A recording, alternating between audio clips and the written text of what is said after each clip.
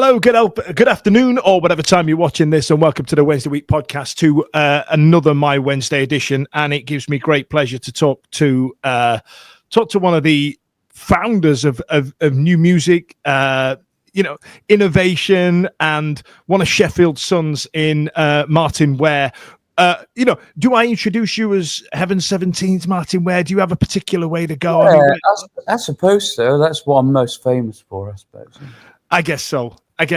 Now, Martyn, I honestly, as you could probably tell, I'm giddy as shit to get you on. But I must admit, I'm a bit of a synth nerd, and to speak to you is actually genuinely making me shake a little bit, which some of our viewers would actually really like to see.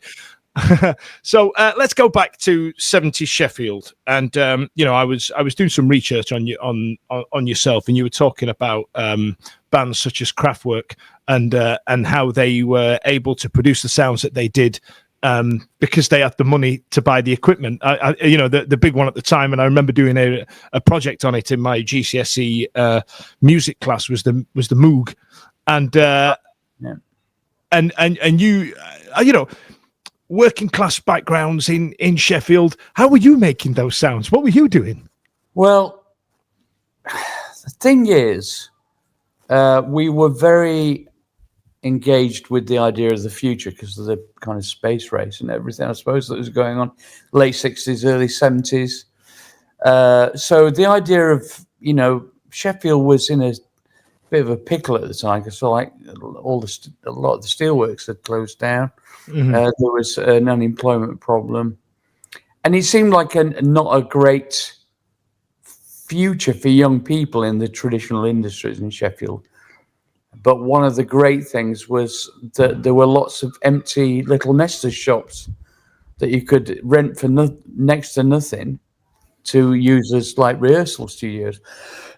So like growing up with the sounds of Sheffield, all that grinding and the sound of the drop forgers and all that stuff must have had an influence on the kind of sounds that we liked. And our development kind of coincided with the advent of kind of cheaper synthesizers, basically. Because until that point, as you mentioned, Kraftwerk, everyone goes, Kraftwerk, they're amazing. They got all these big Moog modular systems, size of a wall, and all that. They were that was like buying a Ferrari at the time, right? So all we could afford on HP with our first jobs was like a second-hand Skoda, really. And there were the very first synth I bought was actually a stylophone, right? A dual stylus stylophone. I thought I was Eno, Yeah, I said dual stylus. That's some big boy equipment there as well, isn't it? I thought I was Eno, and but what transpired is that I realised that I loved pop music, obviously, and rock music and glam and anything with electronic sounds in it. I was always engaged with, and so that was my first synthesizer. We used to mess about with in this drama youth arts place called Meat Whistle, which was in the Holly building around the back of City Hall. And that's where I met all my mates. I met Glenn there and Ian from M17 and loads of other people. And so we had a kind of safe play space to kind of create bands, only for our own. There were only like 50 members of this kind of youth club thing. And we used to have pretend bands. And that's how we kind of, outside of the public gaze, started messing about properly. And then when Ian Craig Marsh and myself, at the same time, got jobs in separate companies as computer operators. Right. Before, big news in the late 70s. I mean, before microcomputers or anything, they were the size of a huge room with 16K memory, Anyway, I worked at Lucas Industries just off West Street, and we had a lot of spare time and thumb twiddling time on night shifts, and we started messing about with. We bought a tape recorder and we bought a couple of cents on HP. We couldn't afford to buy them, and cash. So, and our parents were skint, So my dad. I think everybody was in that area at the time. To be Yeah, fair, I mean, my dad worked 6 days a week at Thompson's on Townhead Street, and we just had enough money to bump along, Mm-hmm. So there was no borrowing money off daddy and mummy to buy equipment. We had to. So I bought anyway. My first synth was called a Korg 700S, which was 350 quid, and I bought it at Musical Sounds on London Road, or Abbeydale Road, is it? Yeah, probably Abbeydale Road. And that was at the time when the shops were it was all hair bands, and like everybody coming in and picking up an electric guitar and trying to play Stairway to Heaven, And then they dabbled their foot in the water by getting a couple of cheap synths. Mm-hmm. And we went in there and said, that's what I want. I want to be from rock music. You didn't want to be Bon Jovi. No. We thought rock and roll was dead, Anyway, fast forward a little bit, and Ian bought a slightly more expensive synthesizer. So we had 2 synthesizers, a Shure SM58 microphone, and a tape recorder where you could bounce from track to track in stereo, in mono, and add something at the same time. So there was no mixing desk, nothing like that. So that's how we made Being Boiled, which was the first record we released with the Human League. Wow. There must have been a conversation, right? So I grew up. I was born in 1980, so I grew up with that noise in and around my house, and I thought that's what music was. It wasn't until I got older and started listening back at the various music influences that were around at the time, and I there was something about synth at the time, because you had bands like. Even Pet Shop Boys, you'd even argue had a hell of, and then you move into, and then Yazoo. I was absolutely fascinated by that synth sound with those big vocals. I thought that was incredible, and you kind of find what you like. You know what I mean, as you get in. But there must have been a point where you had a chat with your parents, because to give you an example, the day my dad came home with an application form for the YEB was the same for the electricity board. Was the same day I said, I appreciate this, Dad, but I'm off to go and be a redcoat, and I'm going to go and work in entertainment. And then, there must have been. Did you get met? You probably got met with a bit more disdain than I did, but it seems like you had a trade under your belt, because that was the most important thing in Sheffield around that time, right? Well, we were getting paid. I started off as a trainee manager at the Co-op on Ecclesford Road, boning bacon and selling cheese and giving away stuff to old age pensioners, and I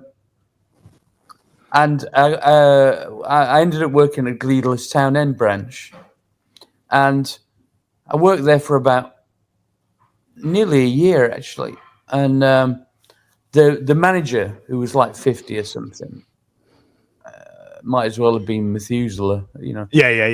To me at that time. He called me into the office one day, and he said, "Martyn, you're a very smart lad. I was, well, how old was I? 18 at the time." He said, "If you play your cards right, you can have your own branch when you're 30." And I'm going, "Thanks very much. I'm out."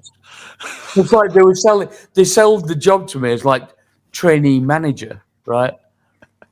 And I'm going, "Oh, over my dead body, am I going to be here when I'm 30? So anyway, that's when I walked out and became a computer operator, and that was more appropriate for my love of technology, really.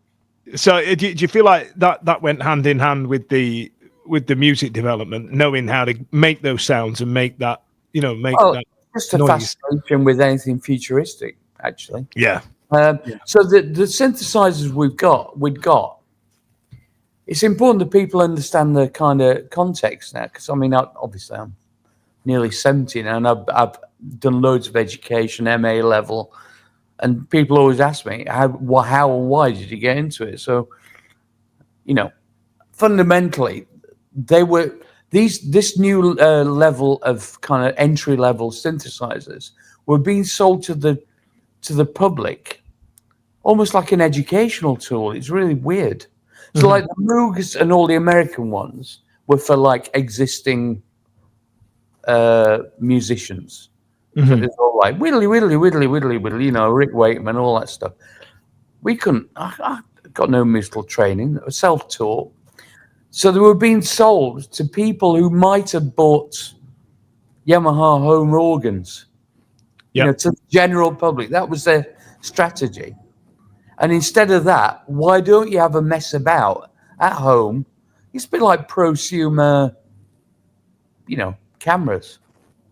It's like, oh, this is my hobby. It was always hobbyist.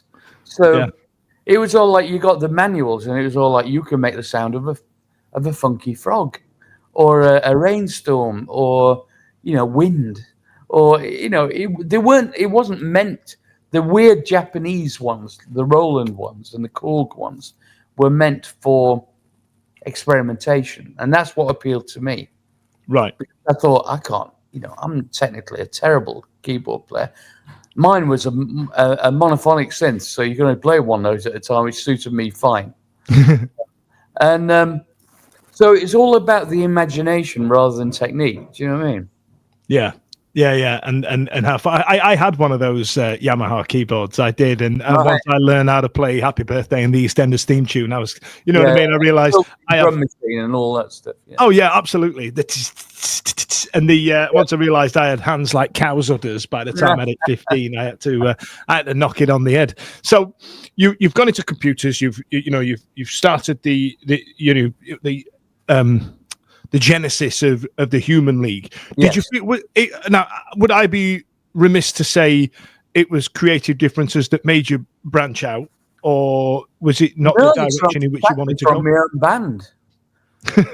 Well, they did sack me from my own band, not for anything that I'd done, but the record company wanted to make money, and they were looking at the development of the Human League, and we were.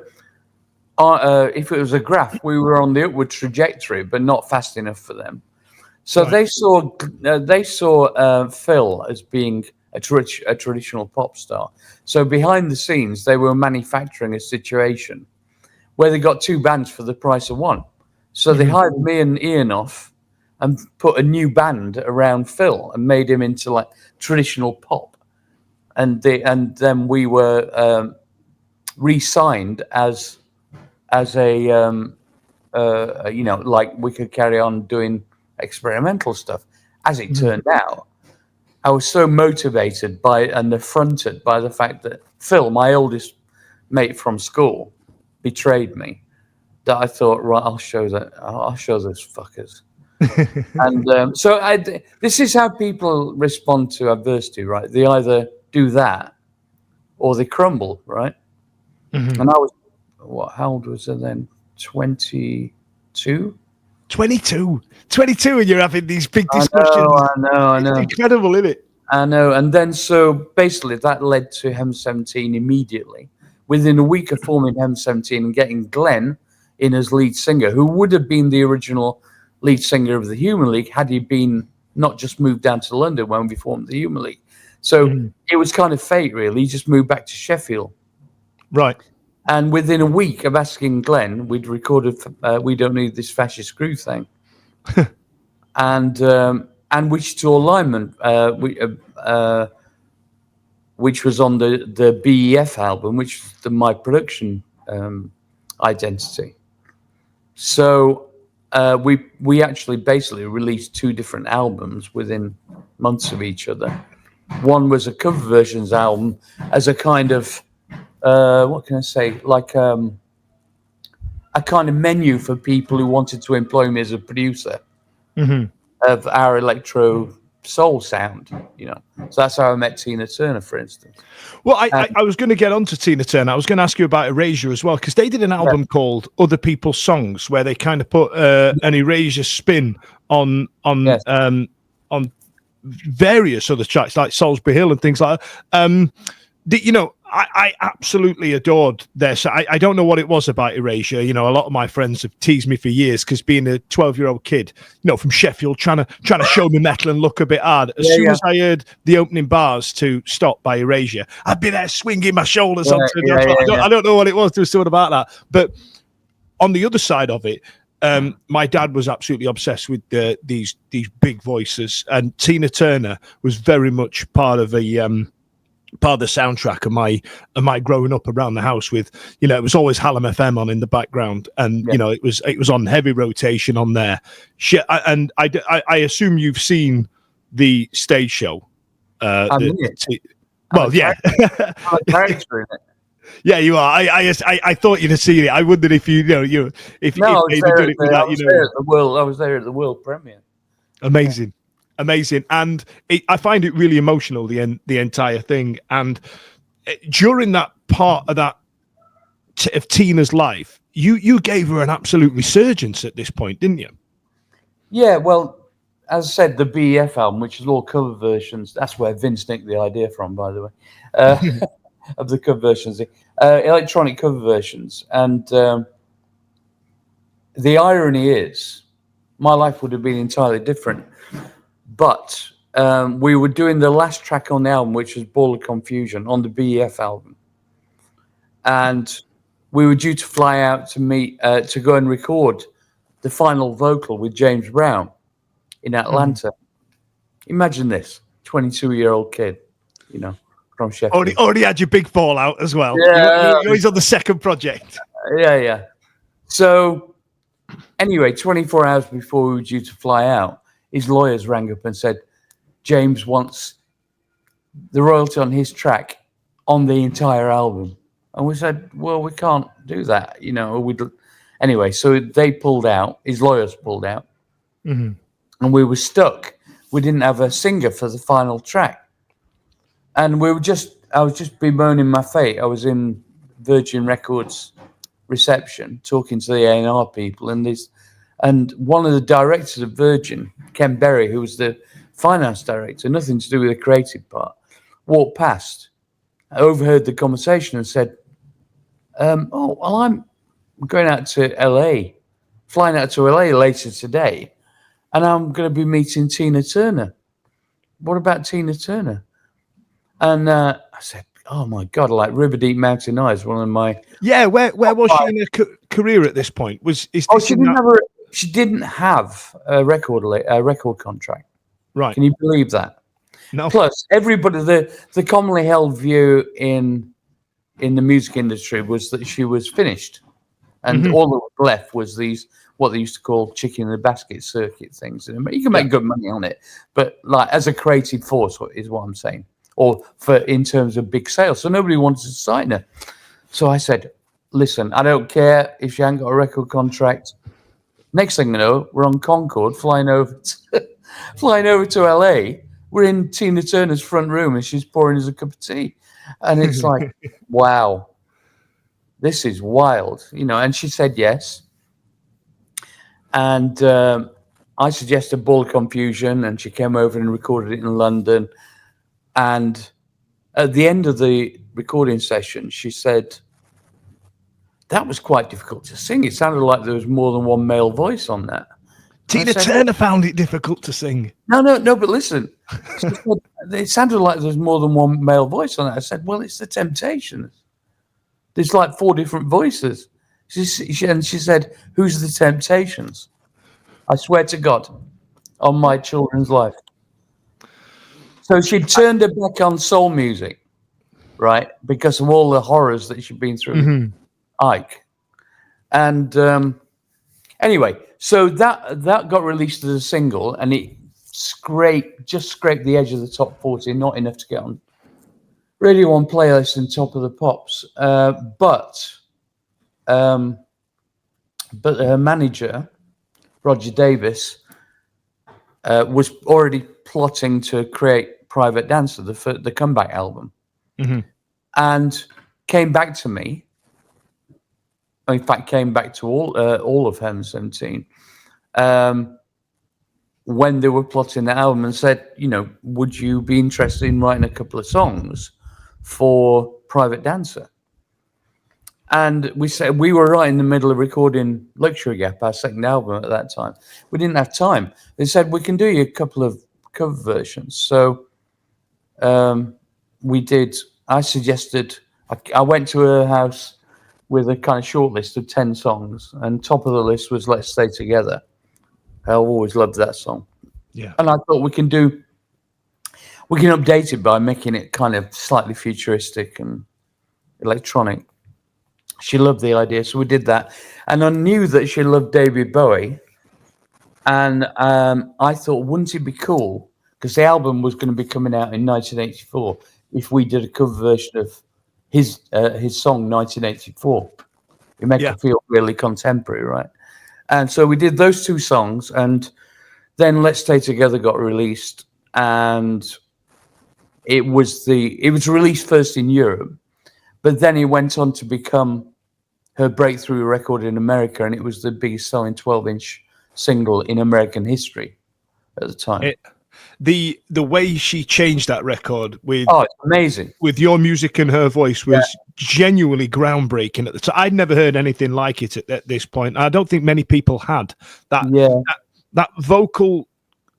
There's nobody like Tina in the way she can sing, and the way. Ever. And then the key had put it in because of your sound in the back. I genuinely, it was, again, like I said, heavy rotation around my house. And I remember my dad calling me down and going, "Damn, listen to this." And I'd only been about 6, you know what I mean? And you can, there's something about that sound where it kicks you in the head, and all of a sudden you're like, "There's something different about this. I like it." And you don't get that anymore. I feel it's a lost thing you get. You remember those days where you'd hear a song and you go, all right, I'm moving on a few years to like the mid to late 90s, where I'd hear a track and I'd go, I can't wait to hear that in the bar, in the club. And I feel like we've lost that as a society. Oh, well, we have, because a lot of it's to do with the lack of budget. Because everybody's making records on the cheap. Because streaming has just ripped the heart out of it. Anyway, let's talk about positive things. I was going to say positive things. I was going to get onto the football, Martyn. Well, so no, okay, let's not talk about the football. No, we're here for that. I can't wait to vent. Go on, let's get into it. So, give me a bit of background into your first forays into Hillsborough and the teams you saw and what hooked you in. My grandfather was born before the inception of Sheffield Wednesday. Wow! So he's one of the original Wednesdayites. Mm-hmm. Right, our family since 1867 has been non-stop Wednesday, solid. My dad, massive Wednesdayite. My siblings, all Wednesdayites. My friends, all Wednesdayites. No Unitedites. Not allowed. Except for one, Frank Wilkes, who I like anyway. Hi, Frank. So I think you could say I'm a solid Wednesdayite, but but you won't believe this. You'll probably think I made it up. But the first game, my dad, because we had no money, right? I mean, my parents had no money, so we didn't get a season ticket or anything like that. So the first game I ever went to was my brother-in-law Jeff took me to see Sheffield Wednesday versus Manchester United at Hillsborough, and we won 5-4. Wow. Jack Whitson scored a hat-trick. I mean, this is the days of Best, Law, Styles. Alex, you name it. There were, it was all the big team, right? This is pre-co-op days. Yeah, this was when I was, I'd be 12 or 13. Right. And I was hooked, of course. I mean, it's literally all been downhill since then. Apart from the League Cup final in 91. But anyway, I loved it, and then my parents couldn't afford to buy me a season ticket, but they could afford to buy me a season ticket for the reserves. So I used to go and see the reserves every other week, and my mum used to take me. It was so sweet, and then I kind of graduated. Obviously, later on when I got some money, I bought a season ticket, and then in the late 80s, when Wednesday had a great team, and the Lee Chapman era, that kind of thing. Yeah. I was friends with the whole team. I used to get invited into the players' lounge, and we used to go to hand-rounds and drink and dance till 3 a.m, and used to go to their Christmas parties. And that's the period when I started making Wednesday records, because I made 2 Wednesday records. I did Move On Up for Steel City when we got to the semi-final against Brighton at Highbury, I think it was. And we lost, unfortunately. But anyway, that was a great record. We did that. That's actually the year that David Hirst joined the club. Mm-hmm. And we used to go clubbing with Hirsty. I bet he could suck. Oh my God. He was only 17. Yeah. And I remember me and Ian Reddington, Ian Reddington from EastEnders and Coronation Street, actor. We were best mates, and we used to go clubbing at Penny's. And we kind of took him under our wing. Well, Ersty. Yeah. Right. He was only a kid, right? Yeah. And he met me, and he said, "Oh, where do you go clubbing in Sheffield? Because it's, just a quite wet behind the ears Barnsley lad, And so, we'll take you down Penny's, and went down there, and we came out, and he was blasted, and we came out at 2 a.m, and we said, "Oh, I'm starving. Where can we go?" And we went to Chubby's, right, on Cambridge Street. I said, "You can't eat that stuff. Go on, you're an athlete. You're the future of Sheffield Wednesday. You can't be treating your body like this." He had about 10 pints, and now he's having a shitty kebab. Anyway, we became very close mates, and with all the team actually, and then made another record in 91 for the 2 cup finals. Mm-hmm. Not 91, 93. Yeah, the 2 cup finals called "If It's Wednesday, It Must Be Wembley." With the endorsement of the club, and we had an idea for a picture disc. I don't know if you've ever seen this, but it's me and Reddington, because we did the record together. Me and Reddington in the middle of a Sheffield Wednesday team photo. Where they do it on the benches in layers.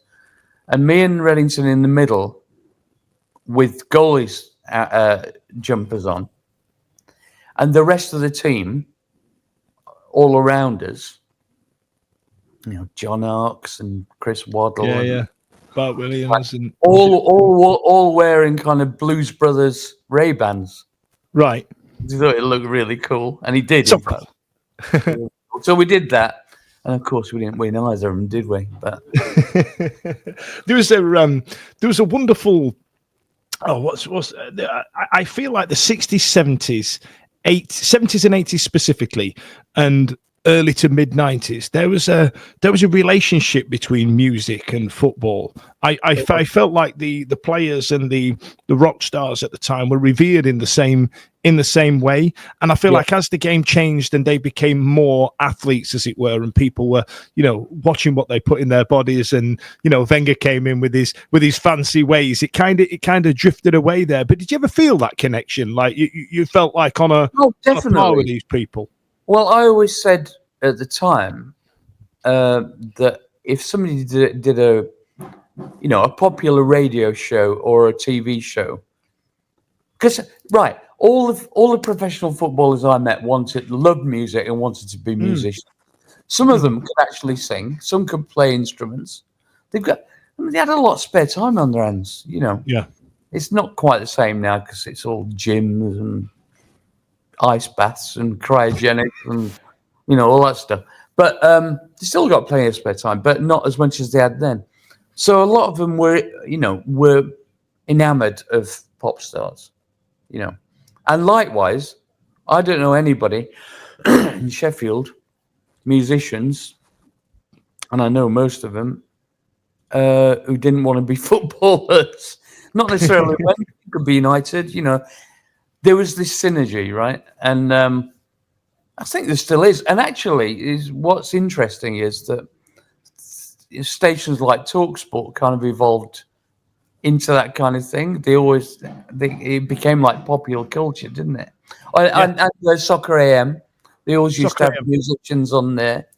And I was on there a few times, and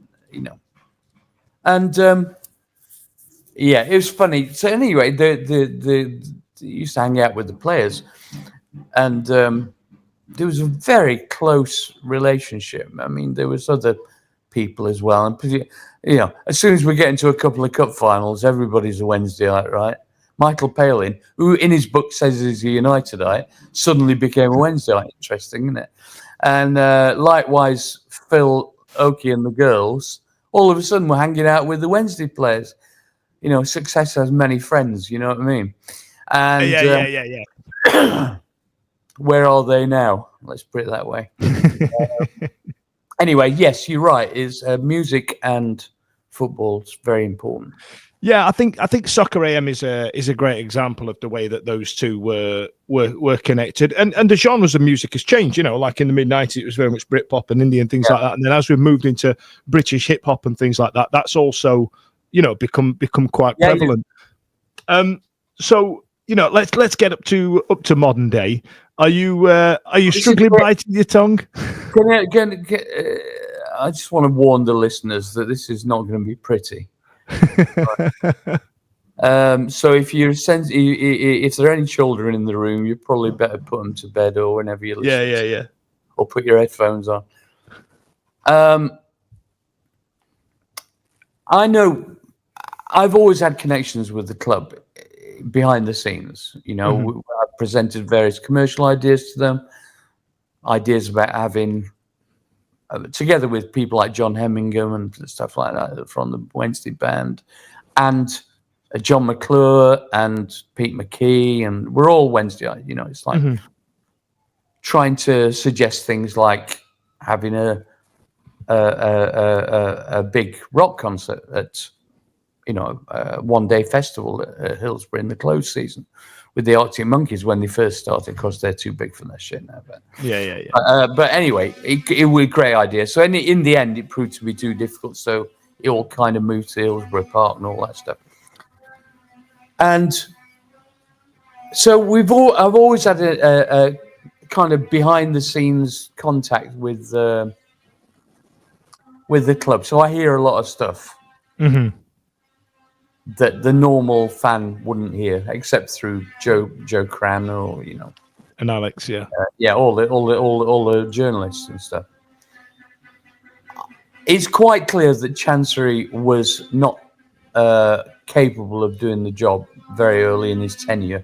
I would even say. In the first couple of years when he went balls out and but the thing is, everybody fell for it. The whole thing about tuna books and all that stuff, and like loads of money and all that. I was one of them. I've got some tweets to delete. To be fair, we got very close, didn't we? I mean, that that kid who scored the whole City goal at Wembley will never score another goal like that in his life. Nah, he can retire on that. He's a whole legend now forever. Yeah, but I mean, it's just one of them things, and there's nothing you can do about it. So. But essentially, he's a gambler. Let's put it that way. Mm-hmm. He's gambled. He's lost. He should have moved on, cut his losses, and sold on to someone who could take it to the next level. Yeah. He clearly didn't have the resources. He thought his dad was going to bail him out, or his family, and clearly they just cut the ties of that, and they're not going to do it anymore. So But now, I reckon that probably happened about 7 years ago. Yes, I think we're just finding out about it now. this didn't happen recently. It's just the shit has hit the fan recently. Mm-hmm. So pride, I think there are two things at work here. Pride, this so-called kind of Eastern, pride that they have in their status and all that stuff. Yeah. Which I think there's a little bit of racism in there, to be honest, when you're talking about that. But anyway, secondly, this isn't racist. The Far East and the Far East is obsessed with gambling. Yes. 1,000%. Mm-hmm. He's a gambler, but he doesn't have any business kudos. He never put a structure in place, a commercial structure or a management structure in place, which would enable the club to thrive over time. Yeah. So no director of football, no CEO, no decisions get made without his explicit say-so, no delegation of responsibility. The people who are doing the on-the-ground work are basically just the absolute minimum of the club. I'm not criticizing them because what can they do? Mm-hmm. Right? So I was hearing about all this for years and years, and I'm sure a lot of Wednesday nights heard the whispers.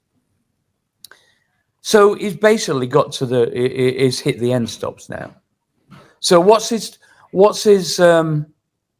tactic? All he can do, all that's left, is to cut his base costs. Yeah. Right? He's run out of money to do the North stand-up. He's run out of money. God, I don't understand this thing about the training ground.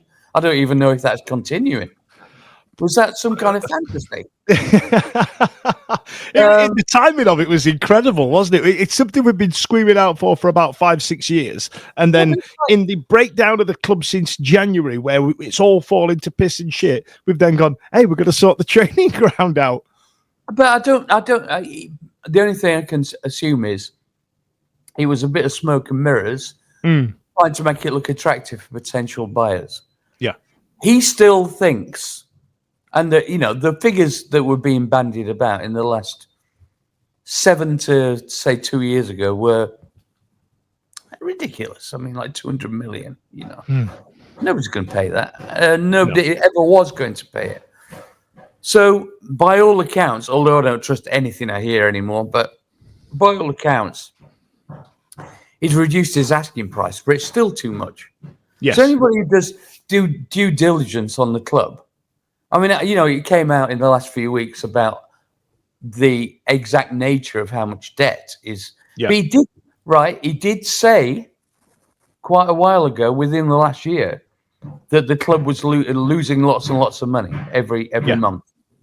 He did say that basically COVID accelerated this because there's no income coming in. Doesn't excuse it, of course. Yeah, So, everybody had COVID. It weren't just a Sheffield Wednesday problem. No, but I mean, his business plan was fucked, essentially. Yeah, he didn't really have one. A lot of businesses went out of business. So that is something I can, almost relate to. Mm-hmm. However, he's a twat. He treated the fans with insane disrespect. Yes. These fans forums, which I never went to one, but I know several people who did, which lasted 5-6 hours, was just him basically bleating about all about him. So he's obviously a narcissist, sociopath. Yeah. He claims to care for the club. He clearly doesn't. He's got no interest in anything other than profit. When his gamble failed, he's too proud or stupid or both to just cut his losses and walk away from the table. Mm-hmm. And I believe he's probably making it quite difficult as well for any potential investors to come in who want to get into the minutiae of how in the mire the club is. I think because there's that narcissism, pride, and like you said, that Far Eastern perception of themselves that they want to project. I think he's making it difficult. And I think a lot of potential not a lot, or whatever potential investors have come sniffing, I feel that they've walked away because they don't actually know how much in the quagmire the club is actually in. I think nobody's going to buy the club if they can't do due diligence. Yeah. You wouldn't walk into a Ferrari showroom and and look at a second-hand Ferrari and say, well, I'm not, I trust you. Just I'll give you book price for it. Yeah, it's like you're going to check it out, aren't you? You're going to make sure it's the real deal. And so I have to give kudos to the local journalists who are digging and because there's no information coming from the club at all. Yeah, Alex and Joe are doing an absolute stand-up job. Oh, I mean, they're great. This is what journalism should be. Yes. Right. They only report it when it's news. He's made his own bed because he pissed off all the journalists by treating them like shit. Yep. So they now know they've got nothing to lose by reporting what they hear. They're not. They don't need the compliance of the club anymore because the club has basically shat on them. So we are now in a situation where, I mean, it's incredible the amount of work they do. I mean, to filter out the bullshit from what they can release to the public. Yeah. And but there's another thing that he said about Chancery said about 9 months ago, I think. He said, Wednesday would be all right if they were like Reading. Because somebody asked him a question. They'd be all right. Look at Reading. They're on the fringe of the playoffs. He was quoting them as the right example. Yeah. With Meg Young. They're doing all right with youth players and a big fucking red alarm lights flashing going. Yeah, they're the poster boys apparently, Martyn. Then if somebody tells you what they're going to do, you better believe them. Yeah.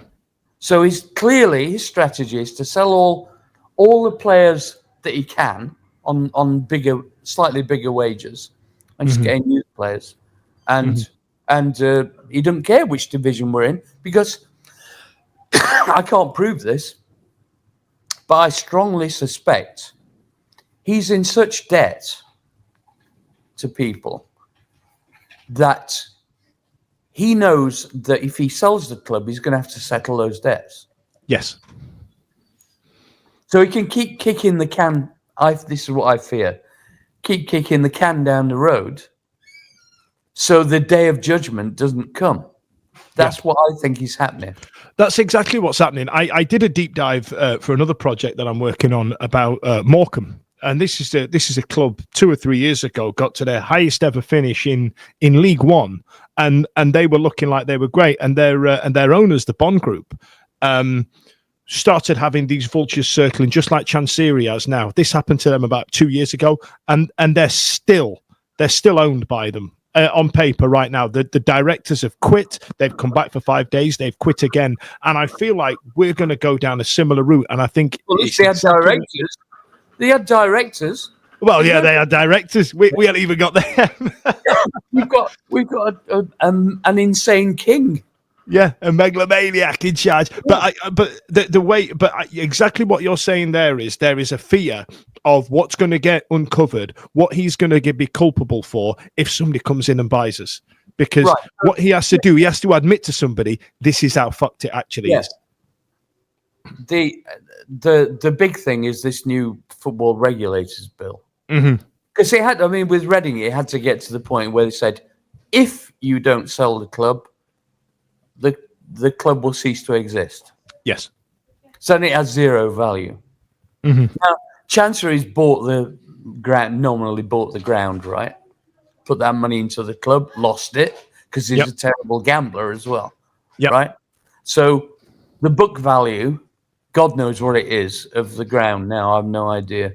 But it can even hold potential buyers feet to the flame by it's not just buying he's not selling it as one big thing, is he? He's selling it as the club as a going concern, and then the actual nuts and bolts. Yeah. You might say, well, it's only the club. Yeah, there you go. SWFC PLC. There you go. That shows that. Yep. There you go. Now, here's the £10 million a year I want for the rent. Yeah, yeah. This is probably what he's doing. Go back to your Ferrari analogy, Lee. Do you want the wheels as well? Because that's going to cost you extra. Yeah. Take deck. Yeah. No. I mean, it's upset my mental health over the last. I'm sure it has most Wednesday nights, actually. Yeah. It's depressing reading about it. Well, not just depressing. It's like it's an integral part of my life. I've got 2 season tickets. I expect it's like my life 9 months of the year. Mm-hmm. You know, I try and go to as many away games and home games as I can. I'm not going to go to Hillsborough until he's gone. And I strongly, well, people can have their own views and make their own decisions. My season ticket is in the grandstand, in the second tier of the south stand. Mm-hmm. I can't get onto the pitch. If I could get onto the pitch, I encourage everybody to stop every game. Yeah, I honestly do. Never mind tennis balls. Never mind paper airplanes. It has to be on the national and international news. Yeah. That's the only way this is ever going to get resolved. Yeah. At the start of these protests, when they happened, 18, 19 months ago, I was a bit skeptical about why would people in the news reporting about it make any difference to Chansey? You don't care. You don't give a shit. What's the point? But I feel like I've kind of flip-flopped on it a little bit, and I've got to the point now where the more people that are talking about this in high end are what we need. Yeah, he's done a good job, hasn't he? So, well, do you know what? I got called out. So about 4 weeks ago, I sort of said, well, Clive Betts hasn't got any clout. But then I got educated by one of my podcast hosts about some of the things he's been doing behind the scenes and talking about it in Parliament and things like that. Because I didn't see any value in that, but now I do. You know what I mean? And value in it. Listen, there is a lot of value to the Thai government, to Thai Union Group. They don't want that shit. You notice the statement they made, disassociating Thai Union Group from SWFC. We had a tweet from John West. If that wasn't causing them some discomfort, why would they have said that? Exactly right. Why would they? If they weren't bothered, it affects their business. If people go, it does. You're supporting this shit show. Look, football at the top level, and bear in mind the Championship is the 7th most lucrative league in the world. Mm-hmm. It's internationally famous now. It's not like some second option. Yeah, this is big business, right? Especially at the top end. If They don't want this plastering all over world news, even in one column inch. They don't want it. It's bad for business. Their stocks, their shares prices has plummeted anyway for other reasons. Yes, in the last few years. So they don't need that shit. So my one big hope is they're putting pressure on him to sell it and get away from this as soon as possible. Absolutely. But it's such a slim hope because it's insane. Well, yeah, I'm laughing, but no, I'm not being facetious. I think it's actually insane. Yeah, I think it's a mix of arrogance, entitlement, being a rich kid, and a little bit of something else chucked in there as well. Because every day the value of the club is going down. Yeah, he's like he might as well stand in the middle of Hillsborough Park, burning fucking £50 notes on a big bonfire. Yeah. Just sell the fucking thing. In it. Why are you clinging on? Just go. It's like that geezer at the party in the kitchen, just pissing everybody off. It's never going to turn round. This is how insane he is. Never at any point has he entertained the idea of selling shares to the fans even if he keeps a controlling interest, or B, to another business. Yep. Why can't he sell to raise some money, do a share issue, or sell 49% to someone else? He still keep control.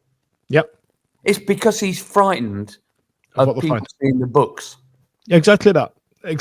And you can't dish out an NDA to fans with shares, can you? You know what I mean? Like, and that's where we are. Listen, Martyn, I could speak to you till the cows come home. This has been absolutely. I'm sorry, I'm ranting, but I'm here for it. That's what you signed up for, I'm afraid. That's what I came for. That's what I came for. Big music weekend in Sheffield this weekend with Tramlines. I've got Pulp to watch on Friday. Have you been there before? Have you seen it? We played Tramlines when it You was. haven't you? I was going to say I didn't want to. I remember going. We went down so well, and I was so excited. I came off stage, and I went. I don't know what possessed me. I went. We're all Wednesday, aren't we? And like, half the audience cheered, and the other half. The audience chuck shit at you. And I thought I'd forgotten that the dressing rooms were 50 yards away in the. You had to walk through them. Ballroom. We had to go through the crowd. Oh, fucking hell! What an idiot. Brilliant. What a way to end it. Martyn, thanks a lot, brother. It's been an absolute pleasure. All right, man. Well, we're all Wednesday, aren't we? Yeah.